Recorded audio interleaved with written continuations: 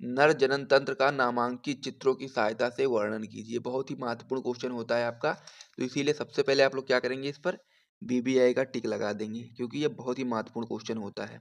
क्या क्वेश्चन होता है कि नर जनन तंत्र का हम लोग को नामांकित चित्रों की सहायता से वर्णन करना है, यानी कि चित्र भी बनाना है और साथ ही में सारी चीज़ों को बताना भी है, दर्शाना भी है। तो ये बहुत ही महत्वपूर्ण क्वेश्चन हो जाता है। तो सबसे पहले हम लोग क्या बताएंगे इसका उत्तर। तो सबसे पहले हम लोग उत्तर डाल के लिखना स्टार्ट करेंगे कि नर में विभिन्न अंग जैसे कि वृषण हो गया, सहायक नलिकाएं हो गई, वह ग्रंथियों के समूह को जो नर युग्मक को बनाते हैं नर जनन तंत्र कहलाते हैं। यानी कि कहने का मतलब ये है कि नर में जितने भी अंग पाए जाते हैं, जो भी आपके नर युग्मक को बनाने में सहायता प्रदान करते हैं, वही आपके नर जनन तंत्र कहलाते हैं। तो इस प्रकार से आप लोग समझ गए होंगे।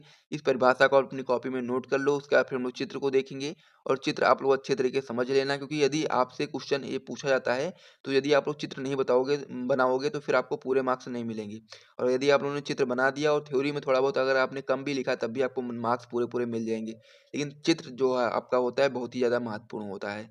तो ये आपका है नर जनन तंत्र का चित्र और इसमें बहुत सारी चीज़ें होती हैं। सबसे पहले आप लोग इस पर ध्यान देंगे, ये क्या है आपका शुक्रवाहक नलिका है, ठीक है। उसके यहाँ फिर हम लोग इसकी बात करें तो ये आपका मूत्राशय होता है। ये आपका जो आप लोग यहाँ पर देख पा रहे होंगे इसको हम लोग शुक्राशय बोलते हैं। ये यहाँ पर आपका रसखलन नलिका होती है। ये आपका देख पा रहे हैं जो गोल गोल है, ये आपका है काउपर ग्रंथि।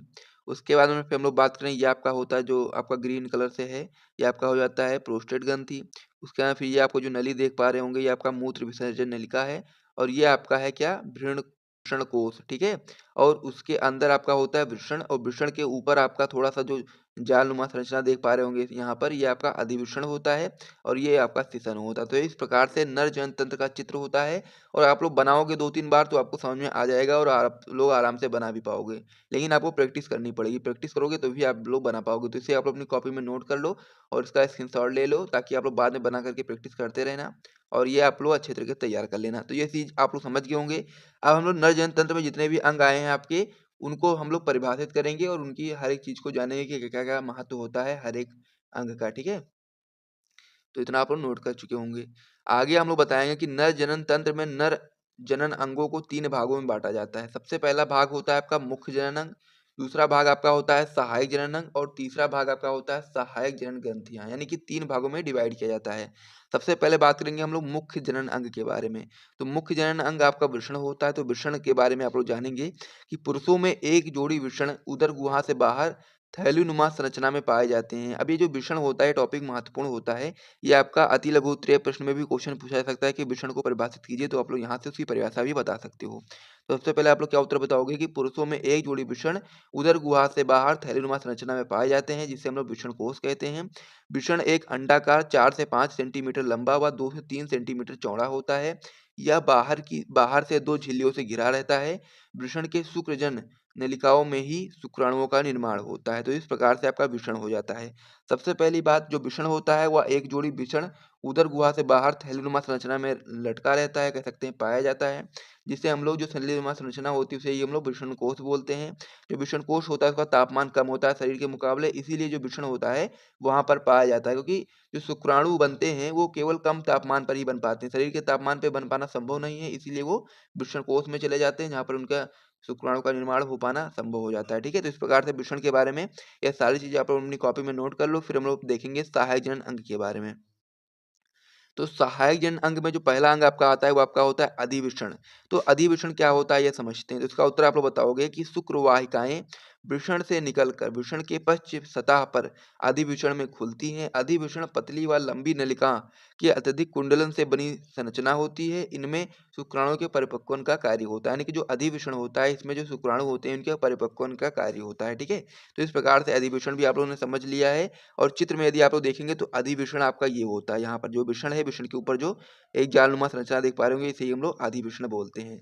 तो इस प्रकार से आप लोगों ने सहायक जनन अंग में जो पहला अंग होता है अधिवृषण उसे आप लोगों ने समझ लिया है। तो इसे आप लोग अपनी कॉपी में नोट कर लो, फिर हम लोग अगले जो आपका टॉपिक होने वाला है उस पर ध्यान देते हैं। अब सहायक जनन अंग में जो आपका अगला टॉपिक होने वाला है आपका होने वाला है शुक्रवाहक नलिका।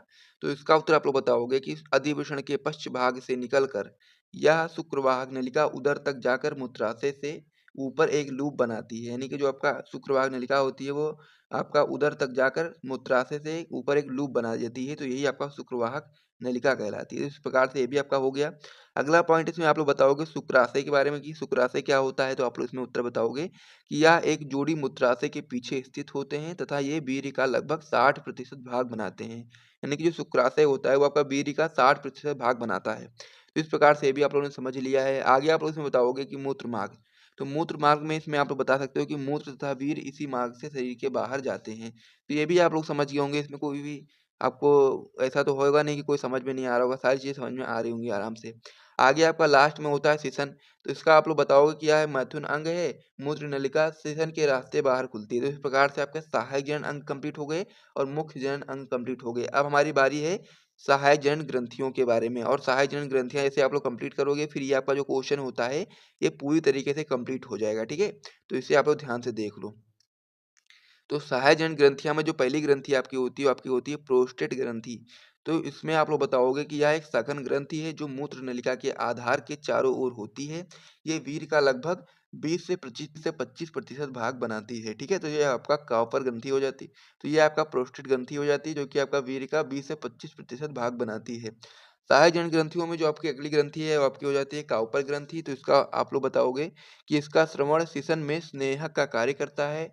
यह एक जोड़ी मूत्र मार्ग के दाएं व बाएं ओर स्थित होती हैं। तो इस प्रकार से ये भी आपका क्वेश्चन कंप्लीट हो गया है और इसे आप लोग अपनी कॉपी में नोट कर लो। यानी कि जो आपका क्वेश्चन था कि नर जनन तंत्र का नामांकित चित्रों की सहायता से वर्णन कीजिए, वो क्वेश्चन आपका पूरी तरीके से कंप्लीट हो गया है। सबसे पहले हम लोगों ने नर जनन तंत्र के बारे में परिभाषा को समझा, उसके बाद में फिर हम लोग नर जनन तंत्र के चित्र को देखा और उसके बाद में फिर नर जनन तंत्र में जो आपके 3 मुख्य अंग होते हैं, जिसमें पहला होता है मुख्य अंग, जिसमें आपका वृषण होता है, उसे देखा। उसके बाद फिर आपका सहायक जनन अंग होता है, जिसमें सबसे पहले आपका अधिवृषण होता है।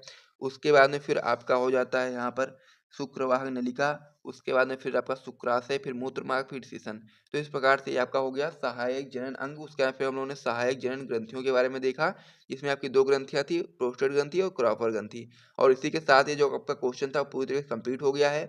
और यहाँ तक यदि आपको वीडियो पसंद आया तो वीडियो को लाइक करिए, चैनल को सब्सक्राइब करिए। फिर हम लोग मिलते हैं नेक्स्ट वीडियो में, तब तक के लिए जय हिंद।